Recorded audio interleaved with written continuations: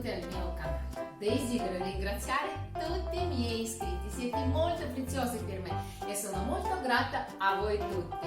Quelli che non mi conoscono invito a visitare il mio canale dove troverete tante playlist interessanti. Oggi propongo di preparare insieme un antipasto gustoso che decorerà qualsiasi tavola festiva per ogni occasione. Palline di formaggio pronti in pochi minuti, quindi non perdiamo il tempo e cominciamo. Ta-da!